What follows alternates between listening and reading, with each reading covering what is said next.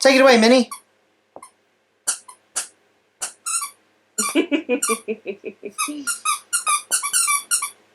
Great. Hi, everybody. Hello. Wave. Hello. Welcome to Doctor Who Review. I'm Chris. I am very tired. Oh my god. And we're here to talk about the last 50th anniversary related thing for Doctor Who as part of this big old marathon. If you want to know what the hell this series is about, not Doctor Who, obviously, but these Doctor Who review videos, go all the way back into the playlist. We've reviewed every story that's been available to watch as the time we recorded them. From the To Entertain DVD Blu-ray range for Doctor Who. Isn't that crazy? Starting from 1963, working up to late 2013. This is a bonus video discussing the 5-ish Doctors reboot. The dog wasn't doing this until we started recording. Oh, God. She's such a little shit. Come here, Min. Oh, calm down. Go over there. Oh, calm down. So, Anyway. Continuing on our story, our anecdote from last time, we watched the Doctor Who 50th anniversary in the screening at the Excel Centre in London as part of Doctor Who's celebration. And then we she just ran across my leg and scraped it with a claw as well. Oh, this is a nightmare. God, I had that I'm still healing from that one from like 3 weeks ago, and I've now got a brand new one on this leg. Great. God's sake. She's a menace to society. She's a little twat. So, we went then from the screening to the hotel next to the XL that we were booked into. Well, first we went for something to eat. Well, no, so we went. That was in the hotel. Oh, was it? It was a restaurant on like the 3rd or 4th floor or whatever. And we were talking. We were trying to not be excited because. Well, in case people there hadn't seen it. And then we would have stood out as being, just these complete utter nerds. No, the reason was in case people there were working there or eating there and were going to watch it later. We didn't want to say spoilers out loud. Oh, okay. You were scared of being a nerd, honey. No. You were my +1 as I was hosting an event at the Doctor Who celebration convention at the XL. No, what I meant was we were trying to be subtle, and trying not to spoil it for other people. These are the worst excuses I've ever heard. And trying not to spoil the atmosphere for other people that were also eating in there. Whatever, whatever, Trevor. I remember the meal being very nice. Okay. And the next day, we got to meet and work with and share lifts with loads of different actors from the show and producers and writers and everything, and had an amazing time. Made a friend for life there in the form of Cavan Scott, writer Cavan Scott, who had hosted the event on the Saturday. They booked me for the Sunday, and because he was still there and stuff, he was like, do you want me to show you what we did yesterday so you know how to do it? And I was like, sure. And he went down to do one of the 6 games with me over the course of the day, and we had a laugh. And I went, do you want to just double act it for the day? And he went, yeah, I'd be up for that. So we just ended up hosting the thing together for the whole day. And it was you, me, and our lovely friend Guy palling around and having a gay old time. It was bloody fun. You love Guy. But after we'd been to the restaurant on the Saturday night before the Sunday of shenanigans, we got to the hotel room and we were like, oh, they've done this thing called the 5-ish Doctors reboot. Should we get the Wi-Fi up and watch it? Because Hotel 2013 wasn't a smart TV, very rarely is, but wasn't a TV we could put anything on cast to or whatever. So we had my little iPad, and we got an iPlayer on my iPad, and we watched the 5-ish Doctors reboot. If you're watching this, we're going to assume you've already seen it. So spoilers ahead, you've been warned, go watch it. It's on the Doctor Who website, and there are versions of it up on YouTube and stuff. You can go watch it for free right now. I love this. Ow. This is, detached from Doctor Who. Only about 4 or 5 of the jokes in it require you to really know Doctor Who to get the joke. Yeah. The rest of it is just a solid comedy about 3 actors who feel like they're being left out of something, trying to get involved in it. Oh, I'm in! God's sake! So the dog's causing utter chaos. This is a disaster. So, oh my god. Carry on explaining it, because we're leaving dead air like crazy, and I've got scratches on my leg. I'm in a lot of pain. So, the previous Doctors, much loved. Beloved boys. They are wondering, hey, when are they going to get in touch with us about being in the 50th anniversary? Because these guys have been in Doctor had Colin. Who's Colin? In No, not well. The only one these guys had all been involved in Sylvester. was Dimensions in Time. EastEnders. Madam, what do you do? But yeah, it's just the cute idea. The heart of this makes it work as just a funny comedy special. It's not Doctor Who specific. Like, 3 people who were part of a television show want to know why they've not been invited back for the anniversary episode. Yeah. So they try to sneak their way into it. Yeah. Hijinks ensue. Your description is much Succinct. As a fan of Doctor Who, though, this is full of so many treats. Like, it's just from random castings, like editors being played by comedians and security guards being played by like bloody writers and filmography people and relatives and family and children and grandchildren of the actors for the original run just popping up for no reason in little bit parts.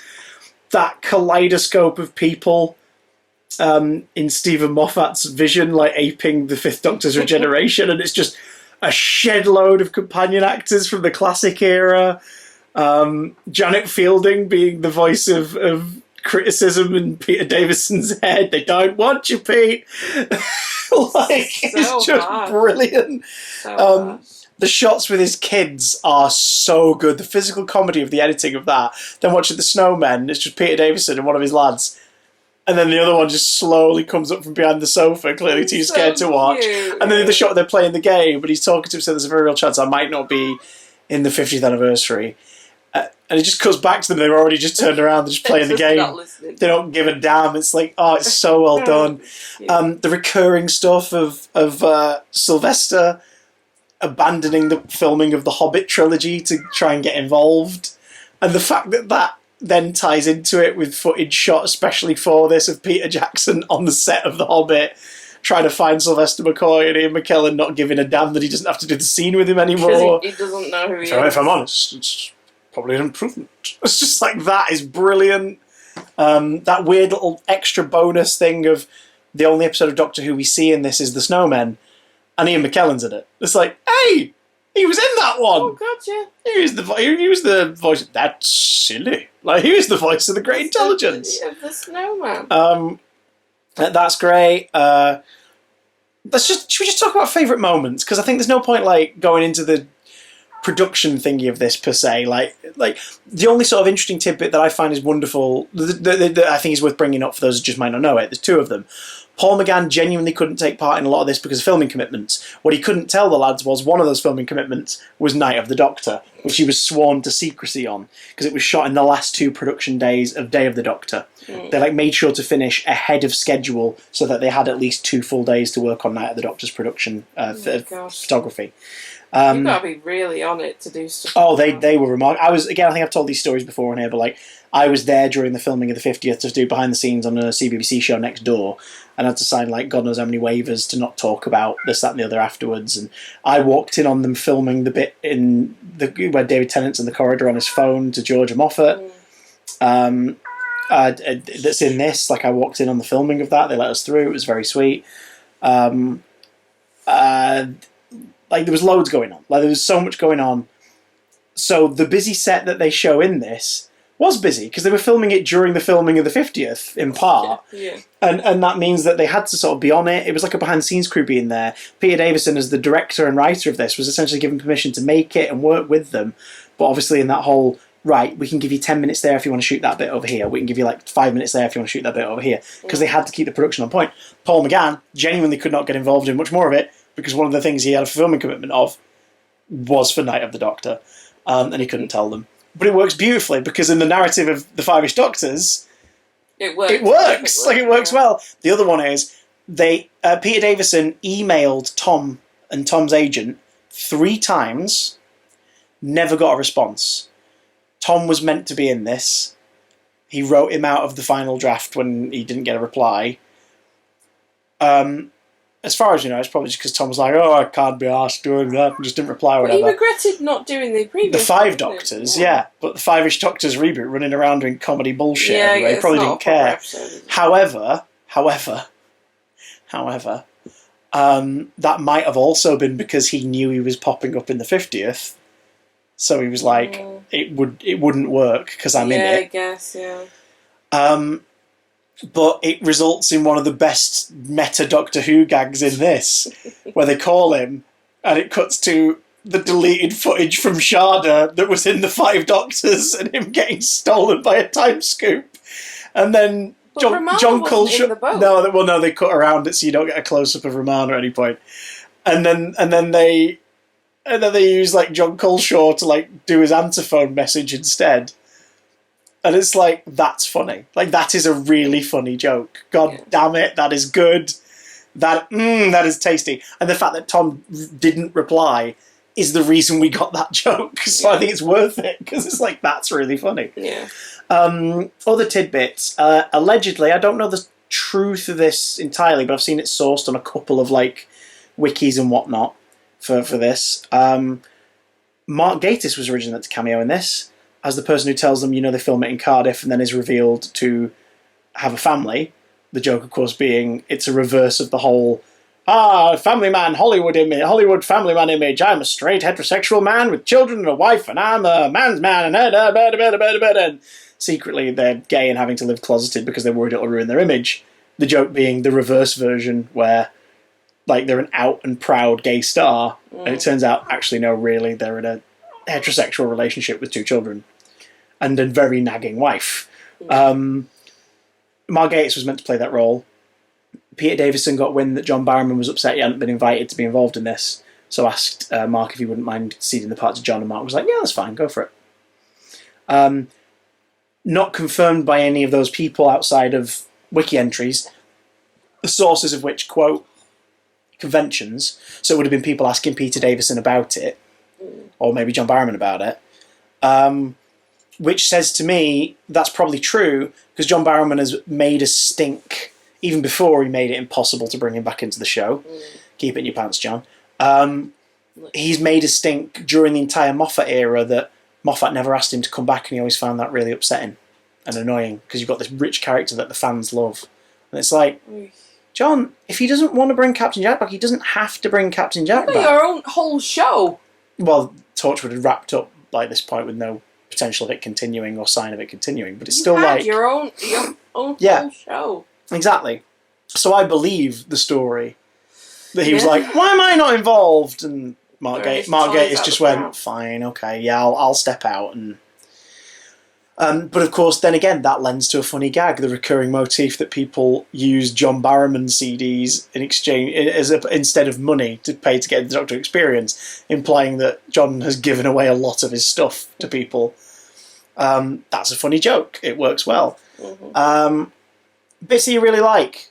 I love the subplot stuff of everything going on at Colin's home. Yeah. That's always really funny. Even more of me!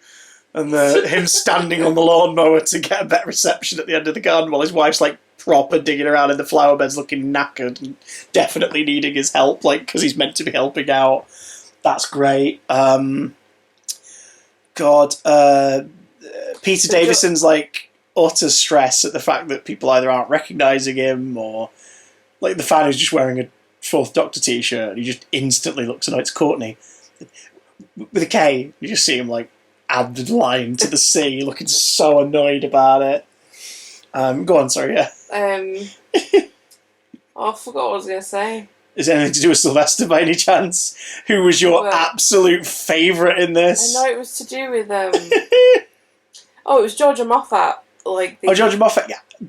Craving, eating ice cream with celery. Stalk of celery, and then later on giving birth, and David and Peter seemingly not even remembering that she was like due to give birth to David's kid having that day. A child, yeah. So funny. That's really... And the thing is, we know that like she's definitely got comedy chops in terms of like organising stuff like this, because she's one of the two like exec producers have staged, and she is genuinely hilarious. It's brilliant. If you follow her on Instagram, she's great at social media. Really funny. She is so good at social media. She's so cute. We love Georgia Moffat. Like that plot's great. Just talk about Sylvester. Just so announce cute. your undying love for him in this special. He's so awkward and cute, and he keeps talking about being in The Hobbit. And he sat there in his trailer because Peter Jackson. You're waiting for a moment's inspiration. Yeah, he's just like listening to cheesy music, like lift music, like jazz. And then he's like, "Oh, screw it, I'm going." And then goes and sits in White City / airport. There's some for massive TV nerds. There's some really nice doubling up for filming here to keep it on the cheap. Yeah, like the airport he's in is just the lobby of the BBC White City building in West London, which you also see earlier on when he's like walking through the airport area when it's not. It's just a bit outside the building. Like, there's some very clever cost cutting filmmaking here. Definitely. The radio DJ say, "Who is your favourite Doctor?" Mine is, probably controversial opinion, Peter Cushing. And the radio goes off. Them going into the experience. And they bless the Doctor Who experience. They see the costumes and they're all very proud, and then they end up stealing the jackets. Yeah. But they can't. Peter Davison's like, "Oh, I know." Just go into his TARDIS prop. To the TARDIS. Yeah. And they're like, "Oh." Colin's just like, you've really lost it, haven't you? Because they're all like got little torchlights under them. What does Sylvester do? Sylvester says, "I'd like to go home now." And he just a little lip quiver. He looks so sad and confused. It's things he says under his breath. I mean, he was like that with being the Doctor anyway, but he's just so adorable and so funny. There are some that I can't remember because they were just so funny. Why are we doing this? For the fans. For the fans. Then Sylvester just goes, for the fan. But it's oh god, he's such a good comedy actor because it fades out. He lets the word fade out enough that you can possibly be like, wait, did he say fan? Do you know what I mean? And it's like, yeah, that's what he said on purpose. He's just such a sarcastic little sod. He's lovely. The fact that they are not old men, but older men, just toddling around trying to be inconspicuous in a place that they really shouldn't be in.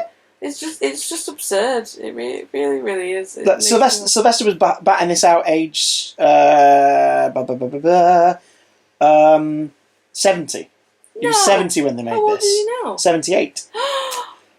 Oh my goodness. Colin would have been. He would be. It would be. We're recording this in 2022. Shut up. Colin would have been 70, 71, and Peter would have been an age. There we go. Peter would have been about 62, 63. And he had kids that young. He had kids who were... Oh, he had kids that young. He had kids who were that young. Yeah, I thought you meant he had kids that young. I was like, 63 is not a young age to be having kids. Wow, that is... Well, as you saw from Colin, there's obviously a bit of a competition here. You go for it. There's obviously a bit of a competition between Peter Davison and Colin Baker to have the most children. Yes. Jesus. Yeah, just little moments. Stephen Moffat plotting out the 50th anniversary with just David Tennant and Matt Smith action figures. And like, see to it that we are not disturbed for the rest of the day. And the fact that like it reveals that they got in as Daleks, the scene was cut, and then they're still in it because they had to hide on the set. So they're the statues under the shrouds in the 50th. They get chased around by security guards. You see Dan Starkey in Strack's makeup and a dressing gown. It looks so funny. It's like, hang on, why is he there? Probably was filming the cinema intros and stuff that day. Probably, so again, all about timing. Yeah. All about timing. And one of they're just about to get out, and one of the security guards stops them. And he's like, and you think, oh no, they're going to be in trouble. He gets him to sign an autograph for like his wife or whatever. And they're so tense. And then they're like, "Oh, great, yeah, great. Can you open this gate? No, all right. We'll Go through the studio. We'll cut through the studio, like just talking like it's perfectly normal and fine. And they're supposed to be there. And they walk away and they hand him the autographs. And just as he's off camera, he hears Sylvester say, "Ooh, I've got his pen. I've got his pen." It's like, what on earth? He's so adorable. The cameos are lovely because everyone kind of plays a function. It works. Like the Dalek operators, like the actual ones, are in the back of a shot in the studio, but the fictional ones are played by voice the Daleks Nick Briggs, David Troughton, and Frank Skinner. And they've got this weird cult-like vibe about them. It's like, they're lost brothers. And it's like, what is this? What was it, Daleks? Like Dalek Weekly or something. They're all reading like Dalek Operators Weekly. Or Digest or something. I was just like, what is this? Like, what is going on? What was it? It was a really funny title. All magazine fronts stuck onto pre-existing magazines, and you can see the back of them are all completely different. It's like, guys, you should have held them differently. Jenna Coleman's cameo is one of my favourite lines in the whole thing. When Peter Davison's dream sequence at the beginning, "You were my mum's favourite." The camera goes past her and stops, then just sort of comes back, and she says it as though like it's a completely new sentence. "You were my favourite." it's like so well that Matt Smith like welcoming them to Television Centre in his dream, and then obviously when they get there, they're told they make it in Cardiff now.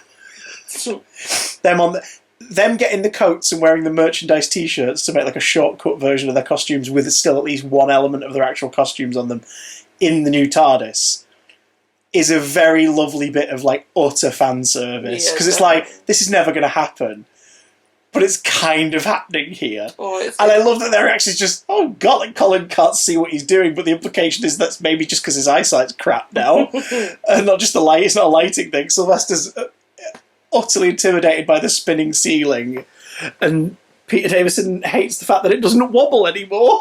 It's just such a lovely little. It's daft.